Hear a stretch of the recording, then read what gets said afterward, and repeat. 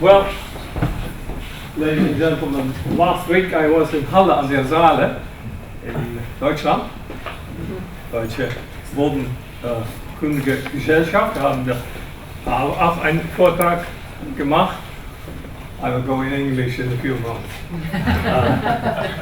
Und da habe ich auch erfahren, dass noch viel zu tun ist, auch mit den Leuten, die ja so sehr scharf darauf sind, dass ihr eigenes Fach, dass man gute Leistungen macht, um die wissenschaftliche Karriere zu unterstützen. Aber es ist mehr los. Und davon will ich einiges erzählen. Well, we all know the facts about soil conditions. I will go over this very briefly because when I showed this last week, there was one clever person and he intervened directly and said, how do you know that this is exactly 70 or 60 or 70%? Can't you be more precise? And even that, how do you measure that? What are the conditions and the criteria? Well, it's a very good question. He was a young man, so he has a brilliant career ahead of him. But we take that as a working hypothesis. It's not totally an empty guess, but there is a real problem in the soil conditions, unhealthy or in a bad shape all over the member states of Europe. And of course, the relation between the soil and the food quality and safety and on nature and biodiversity is absolutely vital, absolutely crucial. We all know that, but from time to time we like to forget this.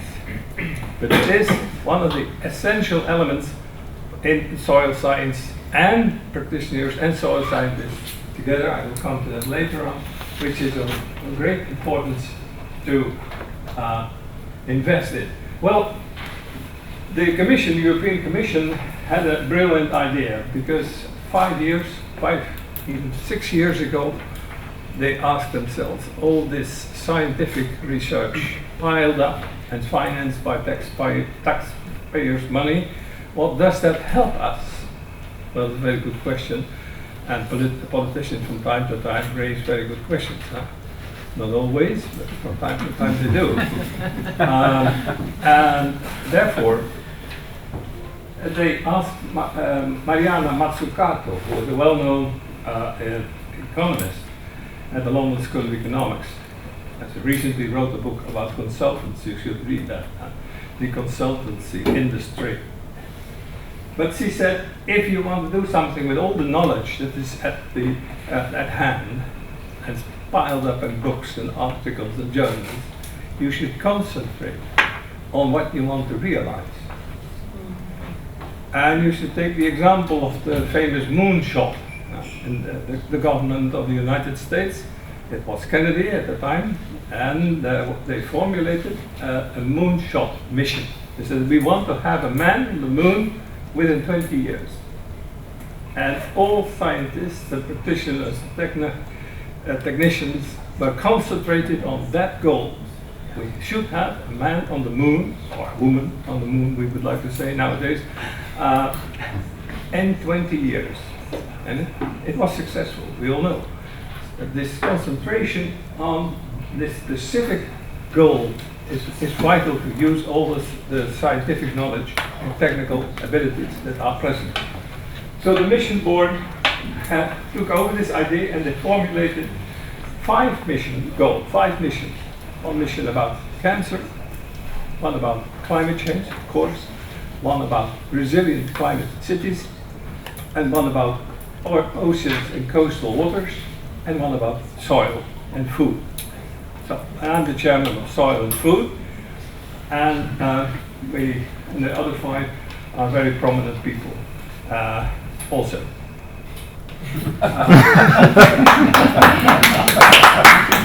One of them, for instance, is Pascal Lamy, former director of the WTO and a former commissioner as well, and the mayor of Warsaw is one of them, and prominent people, and I'm one of them. Why this approach? Well, I said to have a man on the moon in 20 years. Now, what is this moonshot approach. The Commission said we need new evaluation criteria for upcoming projects in relation to Horizon Europe 2020 to 27, the framework program. So they want to have more clear criteria how to evaluate all these projects that are presented with, of course, the demand for money. And there is a huge budget for the coming years, billions. Let's hope it will stand, because there are a lot of other problems, as we all know, financially, but not only financially. So this is a new way, this one of the new ways of evaluating projects. The recommendations of Mariana Mazzucato choose a mission approach, I already said it, and how this mission approach has what you undertake is that should be ambitious, bold, timely, well-focused, systemic, very important, and of course urgent.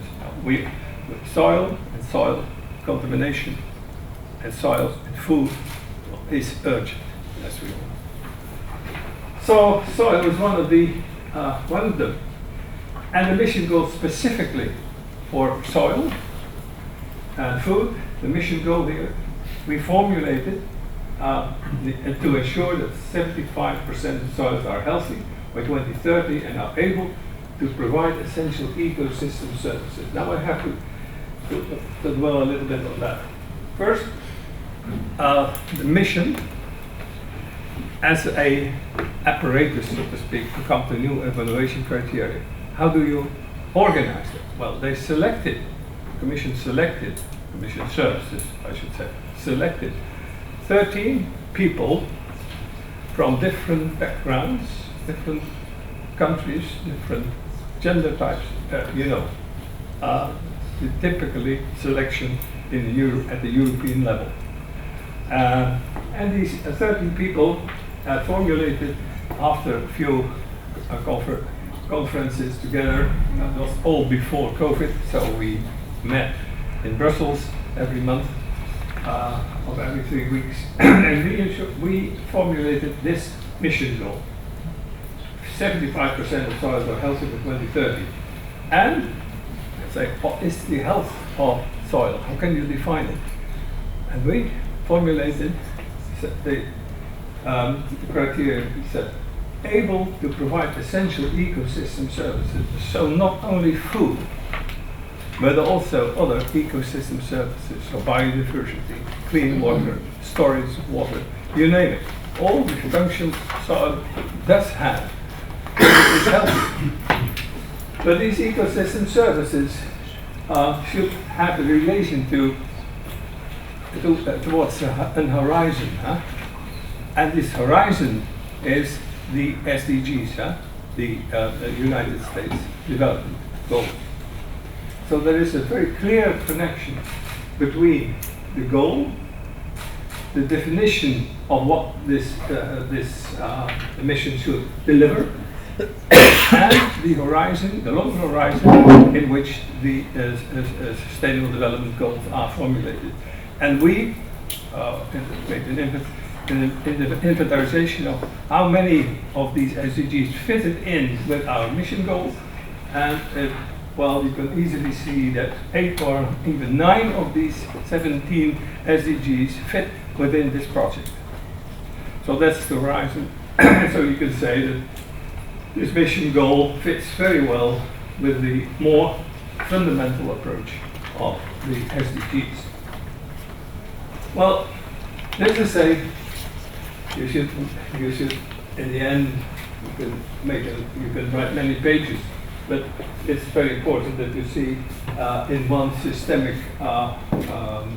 figure how it works, how it should work. Well, let's see where the pointer is. Here it is.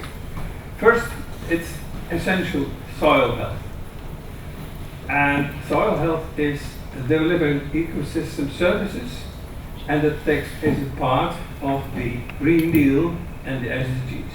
Well, because the Green Deal is highly dependent on the SDGs also.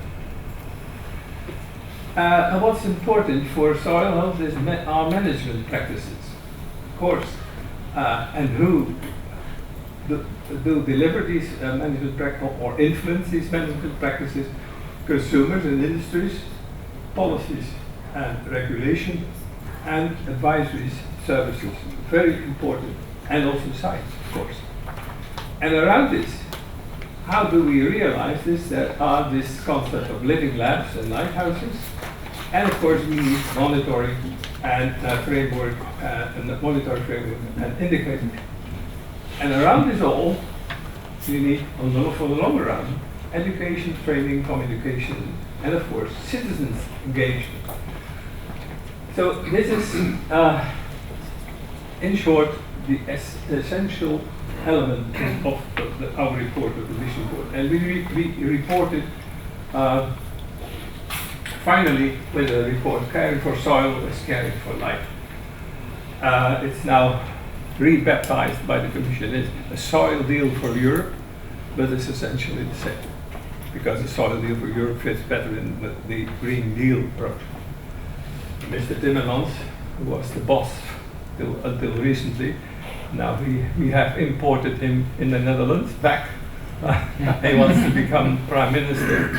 A lot of people pray that he will not be successful, but others do, in a positive sense. But Mr. Timmermans was, in fact, the godfather of the Green Deal. So, when we had delivered our report, it was very much welcomed by the Commission. And then the Commission said, of course, how do we advance? How do we commence and how do we advance with the report? It's a whole paper, but how do we? And how will we go forward with these recommendations? So therefore, the Commission ordered the Commission services to make an implementation plan. So we didn't make that implementation plan. We helped making it, but the responsibility for this implementation plan was for the Commission. And in the end, this is the essential part, as I made clear. To make it more difficult, but it's simple as I will explain. So the mission goal was, in this implementation plan, having 100 living labs and lighthouses to the transition of healthy soils in Europe by 2030. This concept of living labs and lighthouses essentially is very simple. I will come to this later on, but these two practically new concepts, because they exist already in practice, was important to have a clear-cut element in our report.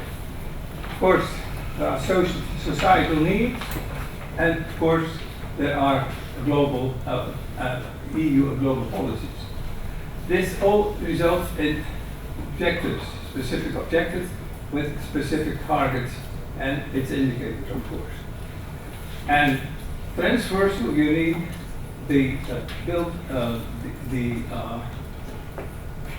it's not so easy to read it. Can you read it? It's in the report. Co-create with upscale place. And this yields for all these different targets, and the element we only thought that 8 would be enough. The activities and the output will come back to the impact for specific objectives, etc. This is the way it should function. Is there a possibility of getting that chart in a... Sure. It's in the original article or original report of us. Caring for Soil is Caring for Life. You find it on the internet directly under this title. Caring for Soil is Caring for Life. The EU publications. So the central function of soils is delivering ecosystem services in relation to the SDGs. Then the methodology. Now we come to a quite different point, because you can say, well, we should organize our activities so that we will have 100 lighthouses in 2030, etc. As I told you, but this methodology is different from what many of the researchers on soil have been doing until now, or a lot of them have, or some of them have already understood that there is a little bit more than only specific soil science. So the approach we defined and we advocated is to have it as a holistic approach. Now, many of them, when I said that in Germany last week, some of the people glazed at me and say, well, this is kind of a voodoo scientist. Huh? It's all about everything, huh? Not so much specific.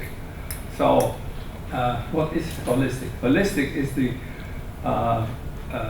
possibility and the approach to take a broader view and to open up other influences than only the influences you traditionally take into account from your view on the scientific goals you are serving.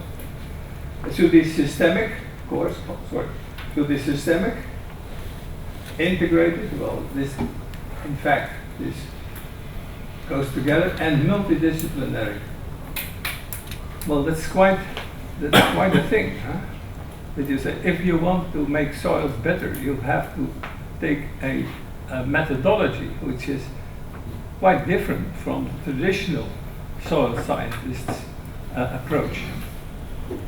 Johan Baumau, the great old man of soil science in the Netherlands, in his 80s, is still making publications every 2 months.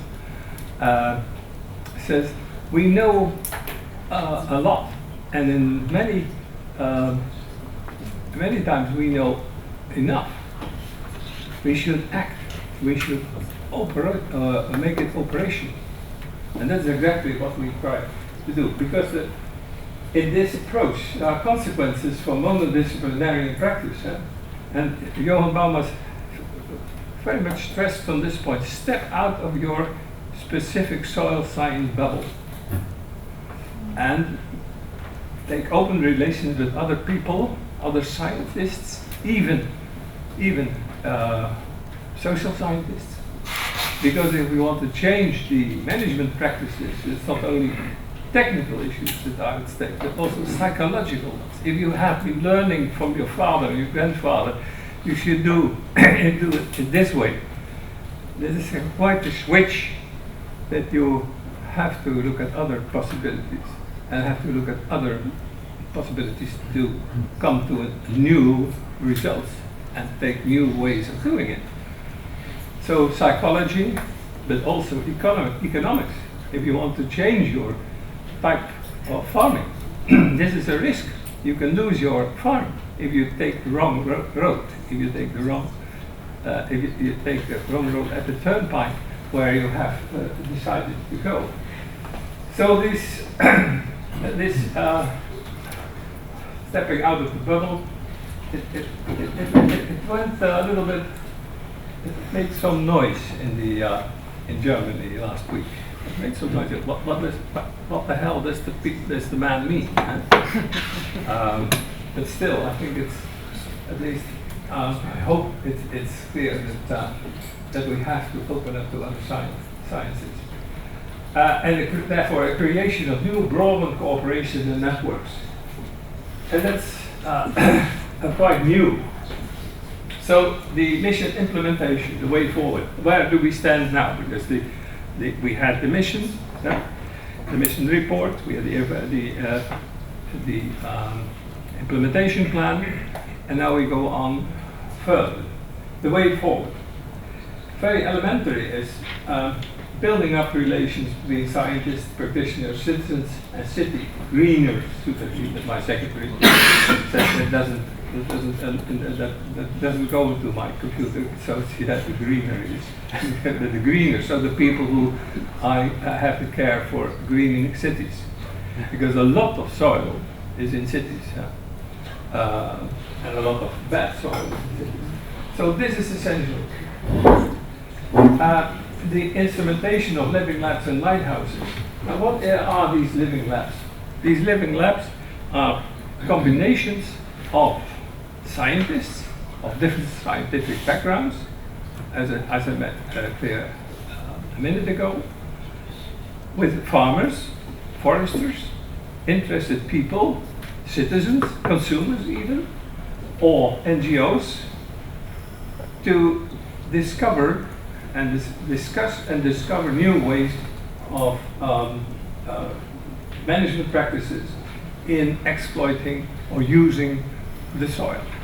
And this is this is an experimentation room, so to speak. Nothing is forbidden, everything is possible. Well, it looks attractive, but in practice you should step out of your bubble and open up to other scientists and what the hell is this psychologist mumbling, and I don't understand him, but he is making clear that you have to change the mindset of the people before they want to alter the usual behavior. Some people think that making a law and that's it. And there's a little joke in the Netherlands. I can tell it here because I'm a regular guest. And there were a Belgian and a German and a Dutchman.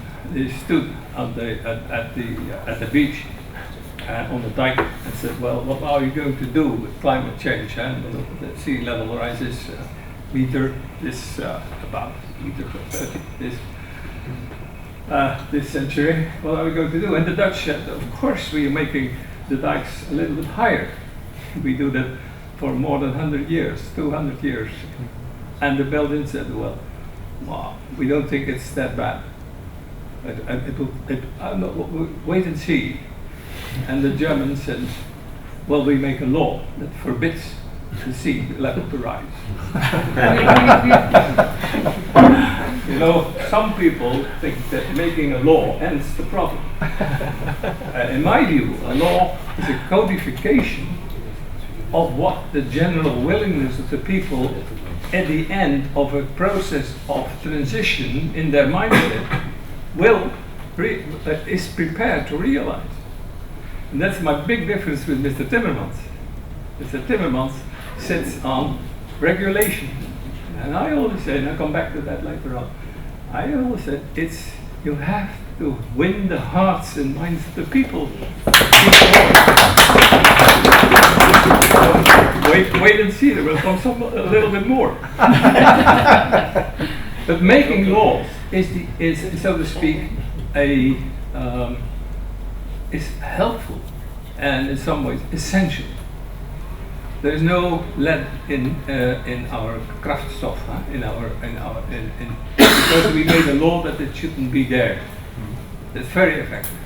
But everybody accepted the consequences because lead was very hazardous for everybody's health. So, the second mission board. The Commission said there's good work being done by this mission board, but now we refreshed the mission board and new experts were selected, and the chairman was also reappointed, and so we have 13 new experts now from different countries, and there are only 2 from the former mission board. And our mission now is pretty much vague, so to speak, because we have to specify conditions, structure, the key elements of living labs and lighthouses. So we should help the Commission to specify how you can come to lighthouses and what kinds of activities you should support, and what evaluation criteria for projects that are meant to create mission boards, lighthouses. Now there is a problem, because we are in the EU. And Alfred Grant, well, he raised his finger and said, "Well, I want to be one of them, of these lighthouses." And that's living labs. But it's money from taxpayers' money from all around. So we have to make combinations of different countries, different institutes, to make a living labs. There's not only different sciences and different backgrounds, but also different countries. So it's quite a task to create these really complicated, because there are three main criteria: sciences, other people's interests, so practitioners, and also different countries. But the problems in different countries are different. So the creation of those living labs is not a very simple activity. So this second mission board has made a paper that will be published by the Commission when it is approved by the Commission, because we can write what we want, but the Commission approves it or not, and then it's made public. And these living labs and lighthouses, I always define it very simple. A living lab is a try and fail, trying and failing activities, guess and miss. And a lighthouse is a showcase. Come and see what we have been doing, and this is what we have done, and these are the results. And the living lab, therefore, is an activity-based, and a lighthouse is a communication-based element. I was a teacher for more than 40 years, so I like to make it simple. That's the reason why I only stayed in politics for 5 years, because I made it too simple. The ambition is 100 living labs in 2030. That will be a huge temptation to realize that. Okay. Missions continuity. Is there an end to the missions? No, there isn't. The Commission's decision was very positive. So carry on. So missions are here to stay. You should mark that, because many people thought, many scientists also thought, well, this is only a bygone. A new Matsukatos toy. No, missions are going to stay. So the approach of the mission is going to stay, that's for sure. The reason being, after the 5 missions, a new mission has been divined and baptized on direct influence of the President of the Commission, Mrs. von der Leyen, and it's called Bauhaus, so it's about building and new ways of building houses and other kinds of buildings. So there's a 6th one, directly infused from the Commission itself. And we all said, well, how is this, how does it go with the budget? Is it divided in 6 instead of 5? No, there's a separate budget, because we have to be keen on the money, you see. The evaluation criteria in conformity with the recommendations of the mission board. So what we have been advocating is taken over by the Commission. So this stalemate of conditions, and a combination of research fund and contribution from the CAP funds. We advocated that the part of the CAP funds should be allocated in combination with the budget from the research department of the Commission, should be made in combination, because of course the CAP transition is very much needed, and we are doing that for more than 30 years. And there are some practical results of cooperation with farmers and scientists, and there are stimulating examples. And in the list of literature I will show you, there are a few articles of Johan Bauma, who has written down his practical results in the Netherlands. See the list of literature. Now the role of the mission board too. First, conveying the mission approach. So as I said, as I've been doing the last 20 minutes. Supporting initiatives, creating involvement of citizens and the public at large. So making people enthusiastic for this soil care program. Building up long-lasting relations of cooperation with farmers as part of the transition and implementation of the Green Deal. As I said, you have to convince and win the people, and you have to win the hearts and minds before you can go over to making laws or regulations. And now we come to a few personal ones. So this was the EU approved, so to speak. What I'm now going to say is my opinion.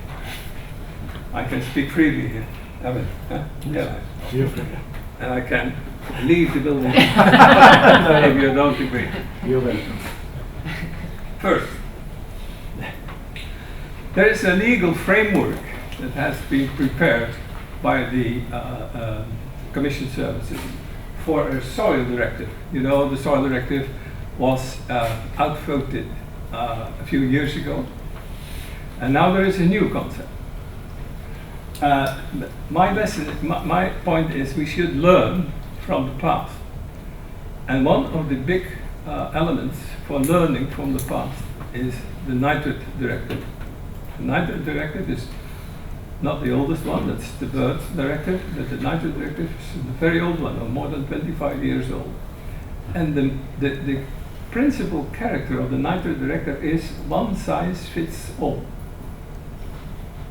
For every country, for every type of soil, for every type of water, one size fits all, no more than 120 kilograms of nitrate from manure on a hectare. And we are struggling with that in the Netherlands very, very, very much. And we have been allowed to take a sort of derogation from this. And you can ask for a derogation from this directive, and we have had it for more than 10 years, 15 years even, and now it's Schluss. Causing enormous problems in the Netherlands. Because in the Netherlands we have 3-4 times we mow our grass. So we take a lot of nitrogen back. The clay soils accept and internalize the nitrate very much better than sandy soils. Now we have practically 2/3 of the Netherlands are clay soils. And sand soils are forests. So, lessons learned. No way one size fits all, which makes it very much more difficult, of course, to make a legal regulation that can be operationalized if you don't have that simple one size fits all rule. And the second one is you should not go to the temptation of prescribed means and sticky criteria, because then you organize the entrepreneurs or the farmers or whoever trespass the rules and or to navigate the rules. And that is negative energy.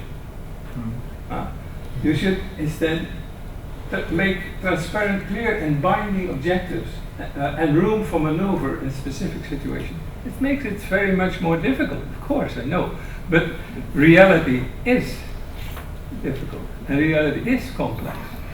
So if you say to farmers, whatever you do, but in the very end, when I take groundwater and there is more than 20 milligrams of nitrate in that groundwater, you are fine, and if you don't do it better next year, I'm stopping your business. Well, that works. And then you, let's say, stimulate the entrepreneurship of farmers and everybody else to prevent that fine. Instead of saying, we have to do this, no more than 120 or 150 kilograms of manure on a hectare. And I said to the minister in these days, who was struggling with that loss of derogation, and I said, this is quite in Stalin times. In Stalin times, the kolkhozen were ordered the depth of plowing in the Ukraine by orders of the apparatchiks from Moscow. Yeah, that's and if we go to that, if the apparatchiks of Brussels or private opinion, ladies and gentlemen, private opinion. If the apparatchiks in Brussels are prescribing a farmer or a forester or whoever to do it like this and like that, then he becomes a passive recipient of prescriptions. And what we should do is specify what he should realize in the end, and how the very severe fines on not realizing these fines, these elements are from the very beginning. We all know that if you pass a red light in the French system, you lose 2 points on your driving license, and you lose 5 points on your driving license, it's gone. You have to start all over again. Now you see very little French people going through a red light. We have a fine of 50 euros, 100 euros, and well, pay it. Huh? Sorry, no dinner tonight, but still. But these kinds of penalties or fines, well, they stimulate to prevent and to organize instead the entrepreneurial activities and creativity to realize what is, and it gives a positive signal on the let's say, the status of the profession. In the Netherlands, the farmers, you probably have seen it, are very negative. Young farmers even say, "Oh, why do we do this? Nobody loves us. Everybody thinks we are polluting, we are maltreating animals. How the hell do I earn my money in a decent way?" And it's all about that. The stolz, so the professional status should be, I'm an entrepreneur, and I know that society is asking different products and different ways of doing it than in the past. But I'm prepared to face that if there's enough room for maneuver, and if it is giving me time to realize my objects. And that's, I think, is the right.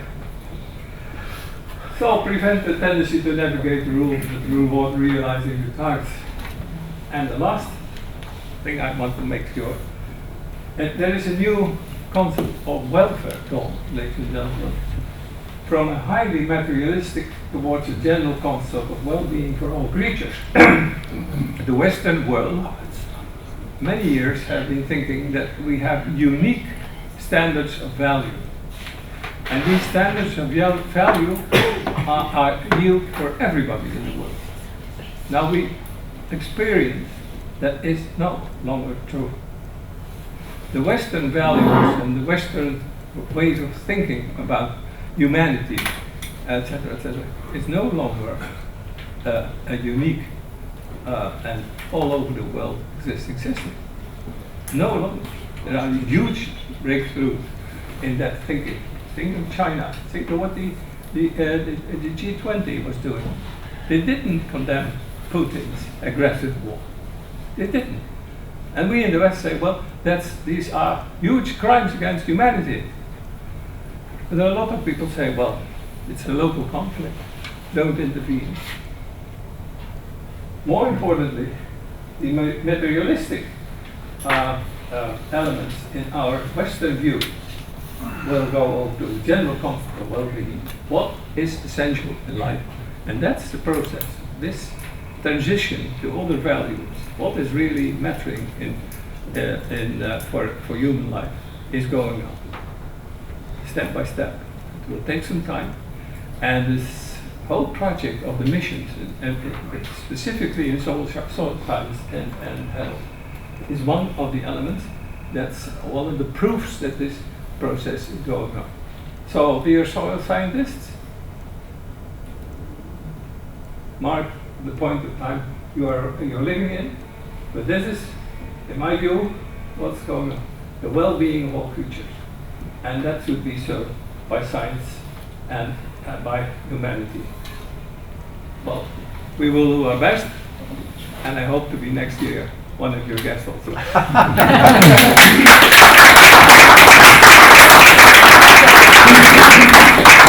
I want to show you the The list of literature.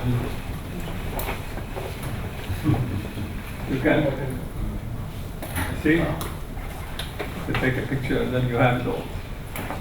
This last publication was a message I got from Walter to write it down. It took some time, Walter, and you helped me very much. No, not that much. Just logistics. Yeah. But it was very important, and that's let's say a short vision of what I've been, a short article about what I've been telling so far. Thank you. Are there questions? Please stay. Great. Thank you very much. And I think now it's time for questions. Please. Just stand up and. Well, that's a good thing to read. Nicodemus, please. I very much appreciated your statement about plowing to 15 centimeters in one size fits all. Because as a farmer myself, even though it doesn't say on my tag, I saw that Hans got his farmer's tag, but I didn't. But that's no. But being a farmer, we very much feel that we are becoming legislation that is action-driven and not objectives-driven. What match is happening at the European level between your forces and the other ones? Could you please maybe give us a bit of insight into the European Commission of what's happening in the legislation processes, and particularly referring to the Soil Act, because that could completely stifle any private initiative, any motivation to farm, any innovation we have as farmers to farm our land. You just said it brilliantly.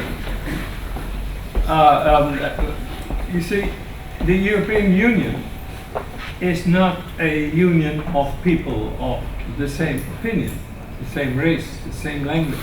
No, we are tied together by a legal construct.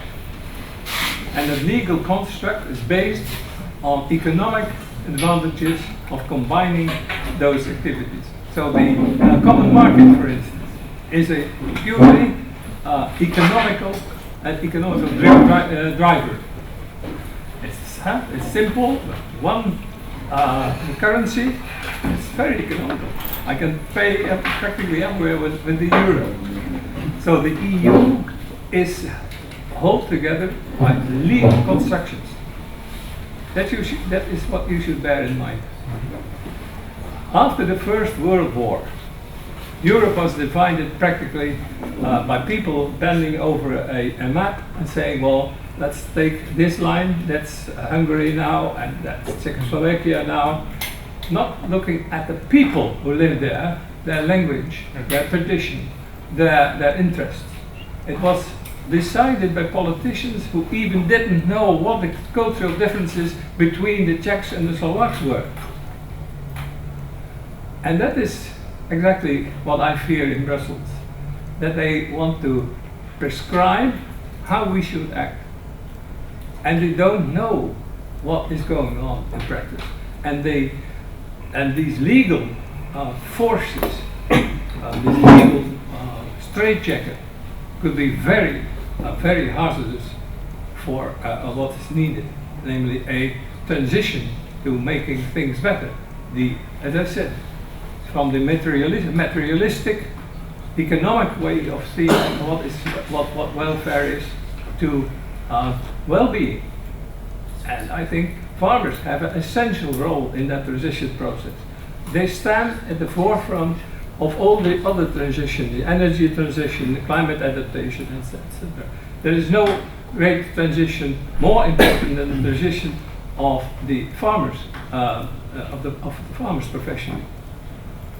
But still, it only will be successful if you convince, helping them, you convince the people, wins their hearts and minds, and helping them by the transition, and not by declaring from Brussels or whatever, saying in 2030 you should do this, and in 2040 you should do that. Of course, we all know that legal elements are helpful. So because otherwise we say, well, it's no law. And the Belgian method, so to speak, well, we wait and see. But the German method doesn't work either. The only method that works is the Dutch taking the necessary measures timely and together, and not only from one point of view. In the Netherlands, farmers are at the very lowest level of motivation ever. And everybody, but when I was minister and I came in different countries, and they all know two things at the time. Wageningen, which is the central scientific place for the agronomy in the Netherlands, and Johan Cruijff, who was the star football player in the world. And they said, oh, how are you doing this? It's a little country with so many people and so many lakes and rivers, and you're exporting the second place after the United States exporting agricultural products. How do you do that? Now, how we did it, we know. But the price of it, we experience now. Because we have too many animals in the Netherlands. And society doesn't accept it anymore because we have 18 million people in a room a little bit bigger than Nieder-Österreich. Well, it's quite crowded. Huh? And we have two large ports, Rotterdam and Antwerp. Antwerp is Belgium, it's practically Netherlands. Huh? These ports are very close together, let's say it this way. But you know, this is elementary. If you want to change the essential practices, not only in farming, but also in industry. In the Netherlands we have, in Dordrecht, in the Dordrecht region, so that's alongside the river, the part of the Rhine River, we have a Dow chemical work factory, and it's giving, it's giving PFAS. You know PFAS, this is elementary, for more than 30 years in the river. And now people no longer eat their vegetables from their own garden. Even in chicken eggs, it's found, PFAS. And it has been doing this American company for more than 30 years.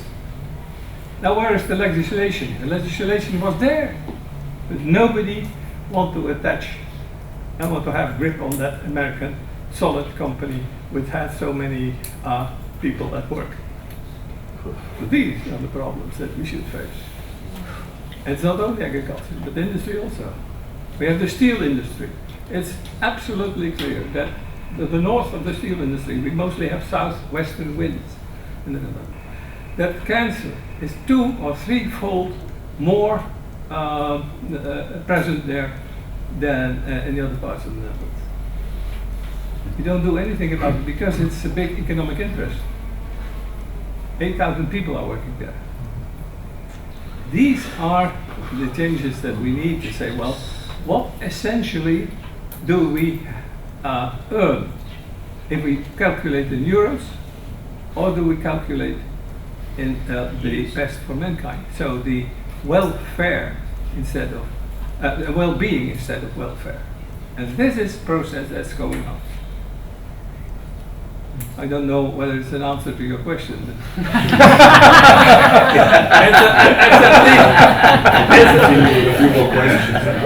It's at least a confession I make.